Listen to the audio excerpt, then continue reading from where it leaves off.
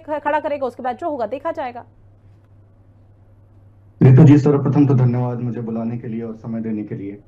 देखिए, ऐसे जो भी उच्च पद हैं देश में, इसमें हम ऐसा मानते हैं कि इन पदों का जो चुनाव है वो निर्विवाद होना चाहिए, सबकी सहमति से होना चाहिए, तो हम्म। बहुत ही बेहतर होगा।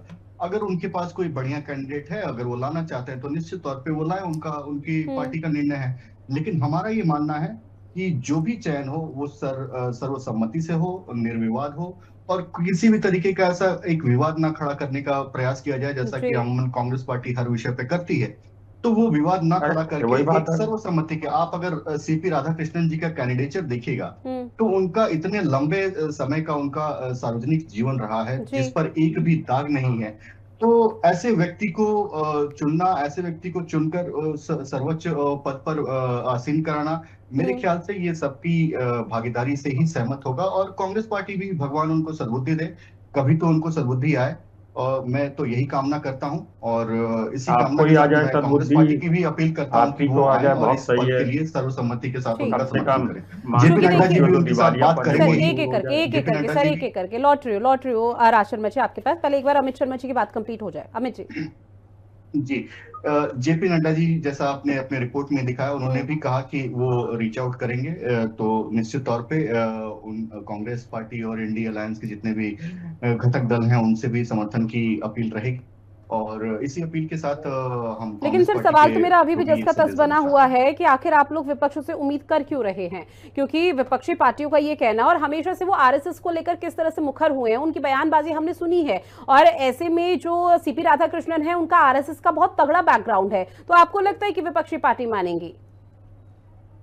नहीं, जैसा कि मैंने अपने शुरुआती वक्तव्य में कहा, रितु जी, कि ऐसे सर्वोच्च पदों पे दलगत राजनीति से ऊपर उठकर सोचना चाहिए, दलगत ठीक। राजनीति से हटकर सोचना चाहिए, एक स्वच्छ विचार के साथ सोचना चाहिए। हम्म। तो इन सब पदों के लिए मेरे ख्याल से राजनीति के लिए कोई जगह नहीं होनी ठीक चाहिए, है। लेकिन अगर फिर भी अगर वो करना चाहें तो कर सकते हैं, स्वतंत्र हैं, उनकी अपनी पार्टी है। ठीक है, आपसे कुछ देर बाद यहाँ पर शायद इंडिया अलायंस की तरफ से नाम भी सामने आ जाएगा, उम्मीद जताई जा रही है। तो अब पीछे बैकफुट पर आ रही हैं, तो क्या स्थिति बदल पाएगी आने वाले समय में? दोगली भूमिका, उनकी देखिए दोगली रितु जी, भूमिका भारत देखिए रितु समझ जी, गया है। अभी मैं ठीक है, राज शर्मा जी शर्मा को जी और सुन रहा सुशील था। बेन शाह जी, मैं लौटूंगी आपके पास, एक बार अमित तिवारी जी की बात सुन लीजिए। अभी अभी मैं शर्मा जी को सुन रहा था, वो कह रहे थे कि किसी ऐसे साइंटिस्ट को लेकर आते, किसी ऐसे व्यक्ति को लेकर आते। तो देखिए, परसों शुभम शुक्ला जी के ऊपर सर शुभांशु। चर्चा होनी थी संसद, शुभांशु शुक्ला जी के ऊपर चर्चा होनी थी, और संसद में कांग्रेसी वहां पर थे ही नहीं। तो हम्म। ये तो भाग खड़े होते हैं, वो किस दल से आते हैं? वो तो किसी दल से नहीं आते हैं, ये तो देश हम्म। के गौरव का विषय था।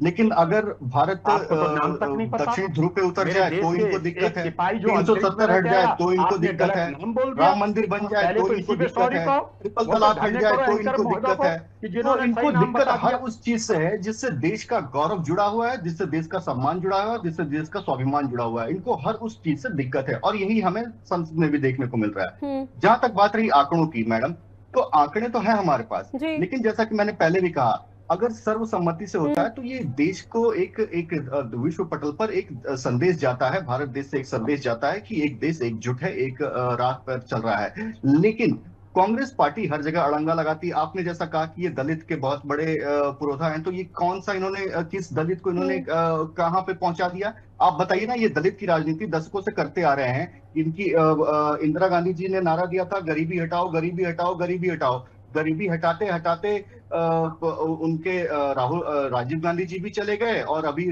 सोनिया गांधी जी भी हैं, और राहुल गांधी जी भी हैं। जी। इनके कार्यकाल में कितनी गरीबी हटी, एक कितने जो दलितों का इन्होंने स्वर्गीय हो उत्थान कर दिया, उसके लिए चले कितने गए सब करो। एक दिन आपको भी जाना होगा तिवारी जी।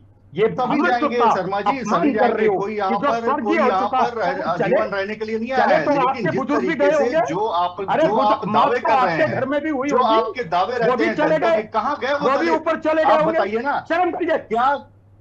वो अरे प्रधानमंत्री जी बकवास मत वो भी कीजिए। स्वर्गीय के लिए आप कहते यहाँ रहते पर चले गए।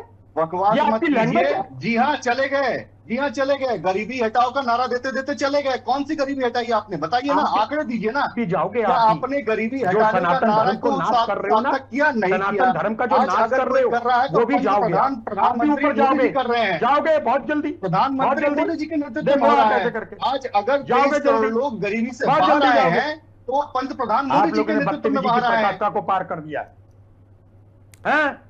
अरे एक ब्राह्मण भाई साहब, व्यक्ति मुद्दे टीका पे लगा बात के कीजिए। ऐसे बदतमीजी शब्दों का छोड़िए, आपसे इस्तेमाल ज्यादा करे बदतमीज कि वो कोई नहीं ऊपर है। चले गए, वो आपसे चले ज्यादा गए। बदतमीज कोई नहीं है। मैं अन्य चैनलों पर भी आपके साथ ठीक है बैठ सर, चुका आप हूँ। दोनों आपसे एक ज्यादा दूसरे पर बदतमीज फिलहाल कोई दिखता पर्सनल भी नहीं अटैक है। कर रहे हैं पर्सनल कमेंट के माध्यम से। अरुण यादव जी, आपके पास नहीं, आते हुए बोलना चाहिए अभी भी कि सवाल यहीं शब्दों पर का बना बोलने हुआ का है एक कि कौन तरीका यहाँ होना पर चाहिए। एक उपराष्ट्रपति प्रधानमंत्री पद को का आप कहें, उम्मीदवार चले गए। फिलहाल क्या इंडिया मतलब अलायंस होता की है? तरफ से होगा। अरे फिलहाल वो भैया, हमारे साथ आप जुड़े नेता नहीं हैं, है। आप कानून सुश्री गुलाम बेंचू, एक करते बार भी फिर हैं। से आपके तो पास चले आते गए। हुए, अब ये अगर नहीं सुना सीपी जा रहा। राधाकृष्णन आपके देश नेता के हैं, उपराष्ट्रपति आप बन गुलाम जाते करते हैं हैं। तो क्या मैसेज देने की कोशिश होगी देश भर में? आप गांधी See, परिवार के तलवे चाटते हम रहिए। हमेशा हमारे